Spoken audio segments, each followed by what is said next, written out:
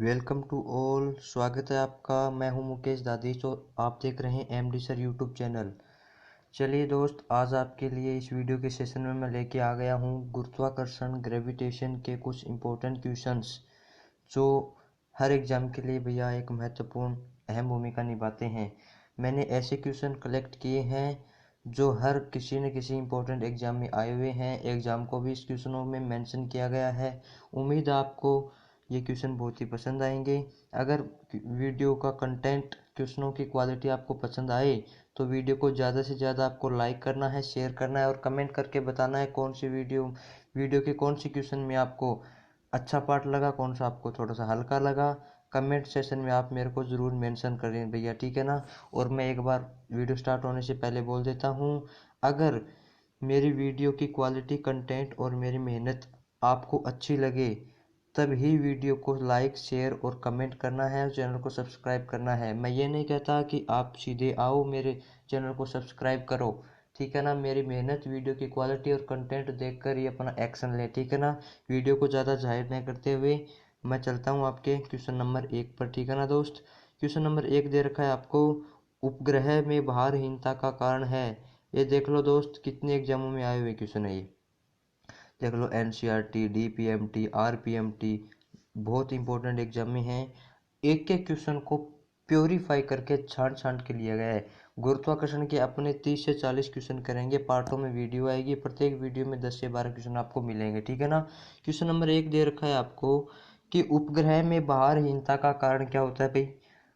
Option दे रखा है, शून्य गुरुत्व, द्रव्यमान के अंदर, उपग्रह की सतह द्वारा शून्य प्रतिक्रिया बल, या उपरोक्त में से कोई नहीं। तो आपको ये पता होना चाहिए उपग्रह में भारहीनता का मतलब क्या होता है भैया। वेटलेस कंडीशन वो तभी आती है जब उपग्रह की सतह द्वारा, है ना, आपका रिपल्शन फोर्स है वो क्या नहीं लगे, कुछ भी ना लगे, यानी शून्य प्रतिक्रिया बल। ये एक मेन फैक्ट रीजन होता है आपका। तो ऑप्शन नंबर सी आपका राइट आंसर हो जाता है। चलता हूँ दोस्त आपके नेक्स्ट क्वेश्चन पर। नेक्स्ट क्वेश्चन दे रखा है आपको, गुरुत्वाकर्षण नियतांक के लिए निम्नलिखित में से कौन सा कथन आपको सत्य है, इसकी पहचान करनी है, ठीक है ना। तो गुरुत्वाकर्षण नियतांक यानी ग्रेविटेशनल कांस्टेंट है, गुरुत्वाकर्षण नहीं है, आपको ध्यान से देखना है। ये केरला पीईटी 2005 में आया हुआ आपका क्वेश्चन है, ठीक है। यह एक बल है, इसका कोई मात्रक नहीं है। मात्रकों को सभी पद्धतियों में इसका मान क्या होता है, भी समान होता है, या द्रव्यमान के मान पर यह निर्भर करता है। केरला पीईटी में याद रखना हमेशा 5 ऑप्शन आते हैं भैया, ई तक आते हैं ऑप्शन आपके, ठीक है। यह वस्तुओं अथवा पिंडों के बीच के माध्यम की प्रकृति पर निर्भर नहीं करता है।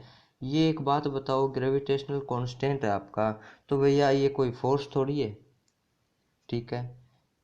ग्रेविटेशनल कांस्टेंट है, इसका कोई मात्रक नहीं है। क्यों नहीं है भैया, आप निकाल सकते हो इसका GR², newton metre square upon kg square होता है। इसका मात्रक क्यों नहीं होता है, होता है ना। तो आप ये तो नहीं कह सकते कि इसका मात्रक नहीं है। मात्रकों को सभी पद्धतियों में इसका मान समान रहता है। क्यों रहता है भैया, एसआई पद्धति में इसका 9.8, सीजीएस में चेंज कर दो कुछ और आएगा आपका। द्रव्यमान पर निर्भर करता है, जी नहीं, यह है भैया किसी पिंड के लिए समान ही रहता है आपका, ठीक है। तो ये भी गलत है। यह वस्तुओं अथवा पिंड के बीच के माध्यम की प्रकृति पर आपका डिपेंड नहीं करता है, ठीक है ना। ऑप्शन नंबर ई आपका राइट आंसर हो जाएगा। यह माध्यम की प्रकृति पर आपका कतई डिपेंड नहीं होता है। सही ऑप्शन ये है आपका, ठीक है ना। चलता हूँ आपके नेक्स्ट क्वेश्चन पर। नेक्स्ट क्वेश्चन दे रखा है आपको, दो ग्रहों का औसत घनत्व समान है परंतु त्रिज्याएं R1 व R2 है, तो इन ग्रहों का गुरुत्व त्वरण क्रमशः G1 व G2 हो तो इनके अनुपात का त्रिज्या के साथ रिलेशन बताना है आपको। बहुत कंफ्यूज करता है ये, याद रख लेना। यहाँ पे आपका औसत घनत्व दे रखा है, ठीक है ना। दो ग्रहों के औसत घनत्व समान है। चूंकि आपको पता है, आप सीधा ये लगाओगे, मेरे को पता है भाई क्या लगाओगे, एक बार मैं आपको बता देता हूँ आपका, ठीक है ना। यहाँ पे समझाता हूँ आपको, सुनना, देखना भी ध्यान से। आपको पता है ये सूत्र होता है, आप पढ़ के आए हो,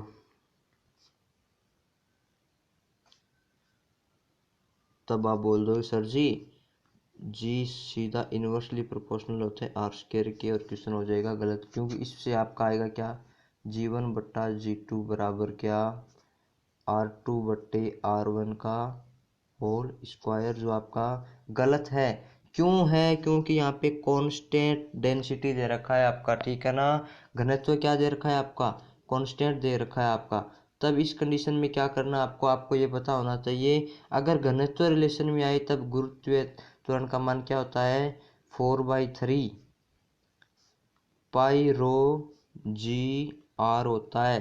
तब अगर ये कांस्टेंट है तब जी समानुपाती क्या हो गया भैया, आपका आर हो गया ना। तब G1 में अगर दो G2 हैं तब G1 बटे G2 बराबर क्या हो जाएगा आपका, R1 बटे R2। R1 G1 upon G2 बराबर R1 अपॉन R2, कौन से ऑप्शन में आपके, ऑप्शन नंबर ए में है, तो ऑप्शन नंबर ए आपका क्या हो जाएगा भैया, राइट आंसर हो जाएगा, ठीक है ना दोस्त। क्योंकि अगर डेंसिटी इक्वल है तो जी समानुपाती होता है, सीधा आर के प्रोपोर्शनल होता है आपका। इस बात को आपको ध्यान में रखना है, बहुत ही इंपॉर्टेंट क्वेश्चन है भैया। MS 1985 और MPPMT 2007 में देख लो भैया, कितनी बड़ी बड़ी एग्जामों में इस प्रकार से क्वेश्चन आपके फंसाए जाते हैं और बच्चे बहुत भी कंफ्यूज हो जाते हैं भाई। ठीक है, चलता हूँ आपके नेक्स्ट क्वेश्चन पर। नेक्स्ट क्वेश्चन दे रखा है भैया आपका, एक कमानीदार तुला को समुद्र तल पर आंशिक असांकित किया जाता है, ठीक है ना, लटका, असांकित का मतलब आपका एक लटकाना ही है। इस तुला से किसी वस्तु को पृथ्वी तल से क्रमोत्तर यानी क्रम के अनुसार बढ़ती ऊंचाई पर तोला जाए तो तुला द्वारा दर्शाया गया भार। एक तो आपको ये बताओ W बराबर क्या होता है, mg होता है, यानी W समानुपाती G। ये रिलेशन सभी को पता हो गया, ठीक है भाई। अब एक बात बताओ, ऊंचाई बढ़ने के साथ साथ, यानी त्रिज्या या ऊंचाई कुछ भी बोल दो, अगर हाइट बढ़ेगी तो भैया आपका ग्रेविटेशनल एक्सीलरेशन है, गुरुत्वीय त्वरण है, वो घटेगा कि नहीं घटेगा। अगर गुरुत्वीय त्वरण घट गया तो इसका भार भी क्या हो जाएगा भैया, निरंतर घटता जाएगा। तो ऑप्शन नंबर ए क्या दे रखा है, निरंतर बढ़ता जाएगा, नहीं भाई, बढ़ता कैसे जाएगा, निरंतर घटता जाएगा, जी हाँ, निरंतर आपका घटता जाएगा, नियत तो रहने की कंडीशन ही नहीं है, पहले बढ़ेगा पहले बाद में घटेगा, कोई लफड़ा ही नहीं है। तो ऑप्शन नंबर बी आपका राइट आंसर हो गया। उम्मीद है भैया आपको क्वेश्चन बहुत अच्छे लग रहे होंगे, तब आपका रिस्पॉन्स सबसे अच्छा आना चाहिए भैया, आपके स्पोर्ट्स की बहुत ज़्यादा ज़रूरी है। चलता हूँ आपके नेक्स्ट क्वेश्चन पर। नेक्स्ट क्वेश्चन दे रखा है आपका कि दो ग्रहों के व्यासों का अनुपात, ये न्यूमेरिकल्स है ना, छांट छांट के लिए गए हैं जो आपके एग्जामों के लिए अहम है भाई, ठीक है ना, ऐसे फर्जी टटपूचे न्यूमेरिकल्स नहीं लिए गए हैं कि सीधी वैल्यू रखो और उत्तर आ जाए, ठीक है ना। हर एग्जाम में कंपटीशन की जो बड़ी बड़ी एग्जाम में, जैसे नीट है, जेई मेंस है, एयरफोर्स नेवी एनडीए है, ठीक है ना, AI ट्रिपल है, इनके अंदर भैया इस चैप्टर से आपके रेशियो वाले और कंसेप्चुअल क्वेश्चन ज़्यादा बनते हैं, सीधी न्यूमेरिकल वाले क्वेश्चन बहुत ही रेयर कंडीशन में आपके बनते हैं, ठीक है ना। दो ग्रहों के व्यासों के अनुपात ये दे रखे हैं आपको, तथा इनके मध्य घनत्वों का अनुपात ये दे रखा है, तो गुरुत्व त्वरण का अनुपात क्या होता है, मैं आपको अभी बता के गया हूँ। जी बराबर क्या होता है आपका, 4/3 पाई रो GR बताया था। तब देखो जी समानुपाती क्या हो गया भैया, रो आर की हो गया कि नहीं हो गया, सीधा रो आर की हो गया। तब क्या भाई, तब क्या हो गया, तो G1/G2 क्या हो जाएगा, रो 1/रो 2 इंटू R1/R2, ठीक है, ये हो जाएगा। तब आपको रो 1/रो 2 घनत्व का अनुपात क्या दे रखा है, 1/2, ठीक है भाई। त्रिज्याओं का अनुपात क्या दे रखा है, व्यास का दे रखा है, वही त्रिज्याओं का होगा, क्योंकि व्यास का आधा होता है तो 2 से 2 वापस कट जाएगा, तो भैया सेम आ जाएगा, यानी 4/1। इससे ये कैंसिल कर दो, उत्तर आएगा 2/1। ऑप्शन नंबर सी आपका राइट आंसर हो जाएगा, ठीक है ना। चलता हूँ आपके नेक्स्ट क्वेश्चन पर। ये बहुत ही अच्छा न्यूमेरिकल था भाई, सीधी वैल्यू वाले आप मत झंझट में पड़ना भाई, क्वेश्चन नहीं पूछ सकता, क्योंकि आपके एग्जाम का लेवल ऐसा नहीं होता है। एक और बहुत ही बढ़िया क्वेश्चन भैया, एरर वाला, ठीक है ना, त्रुटि वाला, ठीक है ना, इसी प्रकार से होगा, मतलब किस प्रकार से बढ़ता है कि, ठीक है। इसमें आपका अगर ये फॉर्मूला ध्यान में है आपको, कौन सा, अगर ये फॉर्मूला ध्यान में है तो क्वेश्चन क्लिक करके आगे निकल जाओगे, ठीक है ना। देखना, अगर किसी पृथ्वी का द्रव्यमान तथा त्रिज्या दोनों 1% घट रहे हैं तब गुरुत्व त्वरण का मान क्या होगा। अब आप मेरे को ये बताओ, जी समानुपाती एम है भाई, पता होना चाहिए। जी समानुपाती 1/r², या r² की क्या है, व्युत्क्रमानुपाती है। ठीक है भाई, तो आप क्या करोगे। अब एक बात, तो द्रव्यमान 1% घट रहा है, मैंने ये बताया था जी समानुपाती एम। अगर द्रव्यमान आपका 1% घट रहा है तो जी भी आपका क्या हो जाएगा भैया, 1% घट जाएगा ना। 1% घट गया आपका, ठीक बात। त्रिज्या भी 1% घट रही है, क्योंकि आपको पता है जी समानुपाती 1/r²। त्रिज्या 1% घट रही है, अगर ये घटेगी तो ये जी बढ़ेगा। ठीक है, जी बढ़ेगा, यानी ये त्रिज्या 1% घट रही है, 1% घट रही है, तो जी कितना हो जाएगा भैया, ये स्क्वायर है, आगे आ जाएगा। ठीक है, आप पता प्रतिशत त्रुटि में निकालते हो, तब देख लो 2 × 1 यानी 2% क्या हो जाएगी आपकी, बढ़ जाएगी। तो कुल मिलाकर अगर ये 2% बढ़ रहा है जी, यहाँ पे जी 1% घट रहा है, तो कुल मिलाकर जी 1% बढ़ गया कि नहीं बढ़ गया। ऑप्शन नंबर आपका, ऑप्शन नंबर क्या हो गया भाई, ऑप्शन नंबर बी आपका राइट। बहुत इंपॉर्टेंट क्वेश्चन है, अगर आपको ध्यान में है जी समानुपाती एम और जी समानुपाती 1/r², तो आप क्वेश्चन को क्लिक करके आगे आसानी से निकल जाओगे। इतना सिंपल भी क्वेश्चन नहीं है कि आप सीधे निकल जाओगे, आपको इसमें भैया प्रतिशत त्रुटि का भी कंसेप्ट ध्यान में होना चाहिए। क्यों, अगर स्क्वायर में है तो वो आगे आता है, आपको पता होना चाहिए, आगे आता है, फिर जितना घट रहा है बढ़ रहा है उससे मल्टीपल करते हैं अपने। ठीक है ना, तो वही दे रखा है। ठीक है ना, क्यों कि यहाँ पे जी है वो समानुपाती 1/r² है, तो ये अगर ये क्या 1% घट रही है, यानी 1% का मतलब सीधा हो गया यहाँ पे 2 × 1। ठीक है ना, क्योंकि स्क्वायर है तो अपने आगे लेंगे। अगर ये 2% घट रही है आपकी, तो जी आपका क्या हो जाएगा, 2% बढ़ जाएगा। यहाँ पे जी 2% बढ़ रहा है, एम के साथ जी 2%, जी 1% क्या हो रहा है, घट रहा है, तो कुल मिलाकर ये घटने का माइनस हो जाएगा, तो कुल मिलाकर 1% जी क्या हो जाएगा आपका, बढ़ जाएगा। ऑप्शन नंबर बी आपका राइट आंसर हो जाएगा। ठीक है ना, चलता हूँ आपके नेक्स्ट क्वेश्चन पर। नेक्स्ट क्वेश्चन दे रखा है आपको कि गुरुत्वीय त्वरण अधिकतम होता है, पृथ्वी की त्रिज्या मेंशन की हुई है आपको आर, और आपको आर का मान पता होना चाहिए, 6400 किलोमीटर होता है भाई। ठीक है ना, आपको एक पता होना चाहिए, ये पृथ्वी मान ली अपने।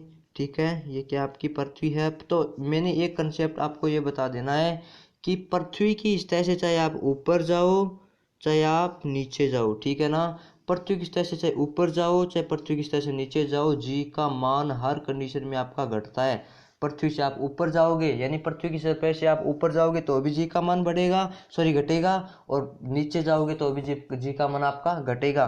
तो ये पूछ रहा है कि गुरुत्वीय त्वरण का मान अधिकतम कहाँ पे होता है, तो भैया सतह पर ही होता है, और हर कंडीशन में सतह की तुलना में आपका क्या कम होता है। तो ऑप्शन नंबर सीधा आपको पढ़ने की जरूरत नहीं होगी भैया, अगर ये कंसेप्ट ध्यान में हो गया आपको, तो आप इस प्रकार के क्वेश्चन को किसी भी प्रकार से अगर आपको एग्जाम में तोड़ मरोड़ के दिखे, तो आप सीधे डायरेक्ट इजी वे से आप क्लिक करके आगे निकल जाओगे। ठीक है ना, तो इसके अंदर ऑप्शन नंबर सी आपका राइट आंसर मान लिया गया है, पृथ्वी की सतह पर। क्यों, क्योंकि पृथ्वी की सतह के अलावा हर कंडीशन में चाहे ऊपर जाओ चाहे आप नीचे जाओ, हर कंडीशन में जी का मान पृथ्वी की सतह की तुलना में आपका क्या होता है भैया, कम होता है। ठीक है ना, इस बात को आपको ध्यान में रखना है। चलता हूँ आपके नेक्स्ट क्वेश्चन पर।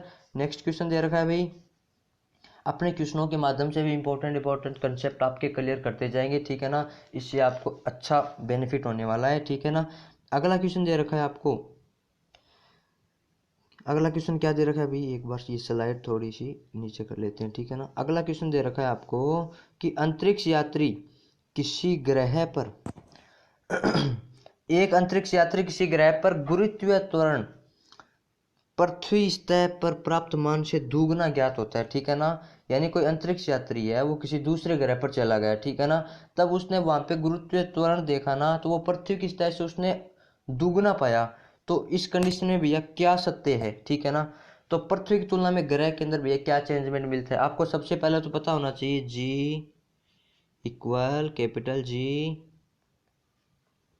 एम बटे r² होता है।